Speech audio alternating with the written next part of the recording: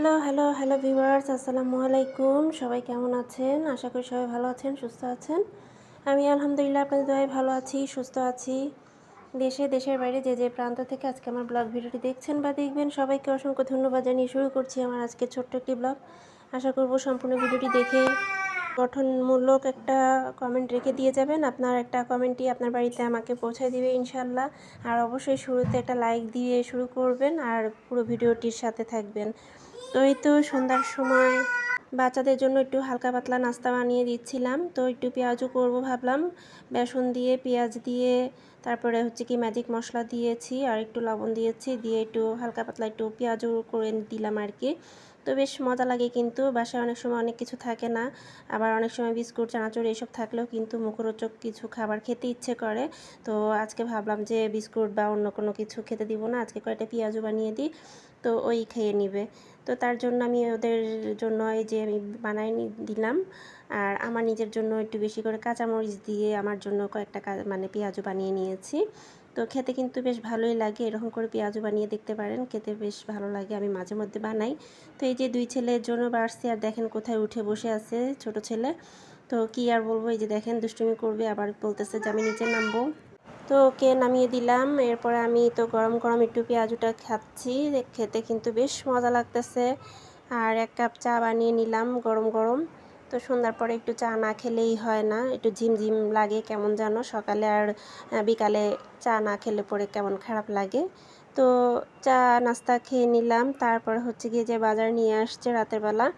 তো এখানে পেঁপে নিয়ে আসছে, মিষ্টি কুমড়া আনছে, তারপর হচ্ছে গিয়ে মাছ নিয়ে আসছে, এত রাতে মাছ নিয়ে আসছে। তো আজকে আবার কুটে নিয়ে আসেনি, মানে কুটে বলতে কি পিস পিস করে নিয়ে আসেনি, আর হচ্ছে গিয়ে এমনি ভেতরে যে পোটা থাকে তারপরে ফুলকো থাকে এগুলো ফেলায় নিয়ে আসছে, পিস করে নিয়ে আসেনি, কারণ অনেক বড় বড় পিস করে ওরা মাসালারা। তো সেজন্য ওদের কাছে পিস করতে দেয়নি, ঘরে নিয়ে আসছে, অনেক বড় বড় তেলাপিয়া মাছ ছিল। তো আমি আমার নিজের আন্দাজ অনুযায়ী যে কাটতে বসে গেছি রাতের বেলাতেই। তো যতটুকু পারি আমি রাতের কাজ সারায় রাখি। তো এই যে আমার নিজের আন্দাজ অনুযায়ী আমি একটু ছোট ছোট পিস করে নিচ্ছি, কারণ একটু বেশি বড় পিস করলেও ভালো দেখা যায় না, আবার ছোট পিস করলেও কিন্তু ভালো দেখা যায় না। তো আমার এদিকে কুটা বাছা কমপ্লিট হয়ে গিয়েছে, কুটা বাছা করে আমি এগুলোকে একটু ভালো করে ধুয়ে নেব। তেলাপিয়া মাছের ভিতরটা বেশ কালো কালো কেমন যেন থাকে, তো ওগুলো আসলে খাওয়া ঠিক না। তো আমি খুব ভালো করে ক্লিন করে নিব, বেশ কয়েকবার করে আমি ধুয়ে নিব। আর ধুতে ধুতে হঠাৎ করে গামলা থেকে যে মাছগুলো বেসিনের মধ্যে পড়ে যাওয়াতে আমি আবার এগুলো ধুয়ে উঠায় নিচ্ছি, বেশ ভালোই হলো, আমার আরেক ধোয়া হয়ে গেল। তো আরেক ধোয়া হোক যাই হোক, ভালো করেই কিন্তু মাছ সবসময় ধুতে হয়। তো এই যে মাছ ভালো করে ধোয়া হয়ে গিয়েছে, এখন দুই বক্সে আমি দুই ভাগ করে রেখে দিব ফ্রিজে। তো এই তো আমি দুই ভাগ করে নিচ্ছি, যেরকম যেটাতে যতটুকু ধরে আর কি, বড় বড় বক্স ছিল, তো সেগুলোতেই আমি দিয়ে দিলাম আর কি সবগুলো। এখন এগুলো ফ্রিজে রেখে দিব। তো এই তো সবগুলো ঢাকনা আটকায় দিছি, দিয়ে আমি এগুলো দিয়ে দিব। এরপরে আমি কুটা বাছার কাজে চলে আসছি। এখানে পেঁপে ভাজি করেছি, সকালবেলা যেহেতু নাস্তা খেয়ে যাবে বাচ্চার বাবাও খাবে, তো তার জন্য আমি পেঁপে ভাজিও করে ফেলছি এর মধ্যে। তারপরে নিয়ে আসছে বিস্কুট, তারপরে কী বলে এটা, আটা, আটা নিয়ে আসছে, তারপরে হচ্ছে গিয়ে এখানে কাপড় ধোয়ার পাউডার নিয়ে আসছে। এখানে আমি বিস্কুটটা সুন্দর করে ঢেলে নিলাম, ডিব্বার মধ্যে ঢেলে আমি জায়গায় রেখে দিব। তো আর বাদ বাকি যেগুলো আছে সেগুলো আমি ঢেলে দিব, আটার জায়গায় আটা ঢেলে দেব। তারপরে ওয়াশিং যে ইয়ে আছে, পাউডার আছে, সেটা আমি ঢেলে নিব। তো সকালবেলা নাস্তা খাওয়া হয়ে গিয়েছে, আর এই ফাঁকে তো আমার ছেলেকে বিরিয়ানি একটু পাঠিয়েছিল তা ওর দাদি, তো সেটা দেখালাম আপনাদেরকে, খাওয়ায় দেওয়া হয়েছে রাত্রেবেলা। তো এই তো সকালবেলা আমরা নাস্তা খেয়ে তারপরে যে বিছানা গুছাতে কাজে লেগে গেলাম, বিছানা গুছাচ্ছি, এদিকে ছেলে একটু দুষ্টামি করতেছে, যে দেখেন দড়ি নিয়ে টেনে আরেকখানে লাগাচ্ছে, দুষ্টামি করে, আবার জানলা বন্ধ করে দিচ্ছে, এরকম করার তালেই আছে। আমি আমার মতন কাজ করে যাচ্ছি, বিছানাটা ঝেড়ে টেড়ে নিয়েছি, কাজ টাজ করে নিয়েছি, কাপড়গুলো মানে কাঁথাগুলো কাঁথার জায়গায় রেখে দিছি। তো এই তো রাতের বেলা যে মাছগুলো কুটে রেখেছিলাম, রেখে দুই বক্স করে রেখে দিয়েছিলাম, তো সেইখান থেকে এক বক্স নিয়ে এসে আমি পানিতে ভিজায় রেখে দিয়েছি, যেহেতু পরের দিন রান্না করব। তো এদিকে আসলাম, আমার বেসিনের মানে টয়লেটের যে বেসিন আছে, বেসিনটার অবস্থা খুবই খারাপ, তো সেই বেসিনটা একটু পরিষ্কার করব ভাবলাম, যে কোনো সময় মানে ঠিক মতন ধোয়া হয় না, ধুচ্ছি করে করে আসলে সময়ের কারণে হয়ে ওঠে না। তো এগুলো যা আছে সব কিছু আমি নিচে নামিয়ে ফেলেছি, নামিয়ে একটু ভালো করে ক্লিন করে নিচ্ছি। আর আয়নাগুলো ধোয়ার জন্য আসলে সেই ছিল, এটা শেষ হয়ে গেছে।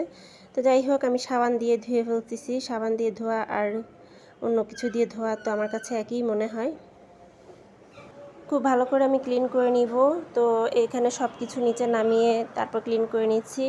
ভিডিওটি দেখতে দেখতে যারা এতদূর পর্যন্ত চলে এসেছেন, একটা লাইক দিতে ভুলে গেছেন বা দেননি, তারা অবশ্যই একটা লাইক দিয়ে কন্টিনিউ করবেন। আপনার একটা লাইকে আমার এই ভিডিওটি আরও 5 জনের কাছে পৌঁছায় দিবে।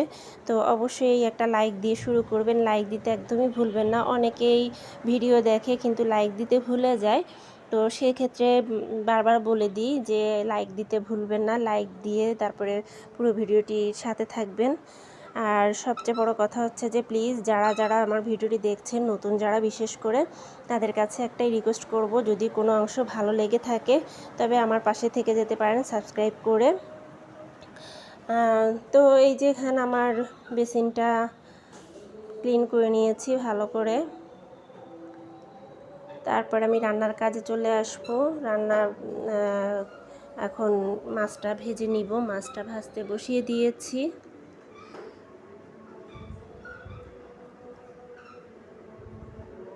এক এক করে সব মাছগুলো ভেজে নিব।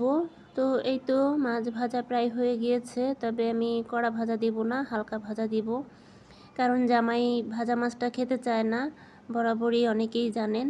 তো আমি হালকা একটু ভাজা দিয়ে নামাই নিচ্ছি। আর মাছ ভাজা না হলে পরে আমার কাছে মনে হয় কি তরকারিটা পুরোটাই পানসা মনে হয়। কষা মাছ আমার নিজের কাছে একদমই পছন্দ না, খুবই খারাপ লাগে কেমন যেন। তো যাই হোক, এখন বাধ্যতামূলক আমার মানে জামাইয়ের সাথে সাথে আমারও খেতে হয় আর কি। তো এই তো এখানে পেঁয়াজ আর কাঁচামরিচ তেলের মধ্যে দিয়ে একটু ভাজা করে নিয়েছিলাম। তারপর একটু মশলা সব দিয়ে একটু ভালো করে কষিয়ে নিব। তেল ওঠা পর্যন্ত একটু অপেক্ষা করলাম। তারপর এখানে আলুগুলো দিয়ে দিয়েছি। আলুগুলো একটু ভালো করে কষিয়ে নিব। কষিয়ে নিয়ে এখানে মিষ্টি কুমড়াটা ঢেলে দিয়েছি। মিষ্টি কুমড়া তো অনেকেই অনেক রকম করে রান্না করেন, তো আমিও মানে আমার মতন করে রান্না করে আপনাদের সাথে শেয়ার করলাম আর কি। তো কেমন হলো আমার রান্না অবশ্যই জানাবেন। তো আজকের দিনটি এভাবেই আমার কাটলো। তো ভিডিওটি কেমন লাগলো, যদি ভালো লেগে থাকে তাহলে লাইক কমেন্ট শেয়ার করে আমার পাশে থাকবেন, আমাকে একটু সাপোর্ট করবেন সবাই। আপনাদের সাপোর্ট ছাড়া আমি অসহায়। অবশ্যই আমি আপনাদেরকে সাপোর্ট করব, আপনাদের পাশে থাকব। নতুন যারা দেখছেন তারা সাবস্ক্রাইব করে পাশে থেকে যেতে পারেন। আর বেল আইকনটি অবশ্যই বাজিয়ে রাখবেন, আমার নিত্য নতুন ডেইলি ব্লগ আপনি ডেইলি পেয়ে যাবেন। আজকের মতন বিদায় নিচ্ছি। আল্লাহ হাফেজ, আসসালামু আলাইকুম।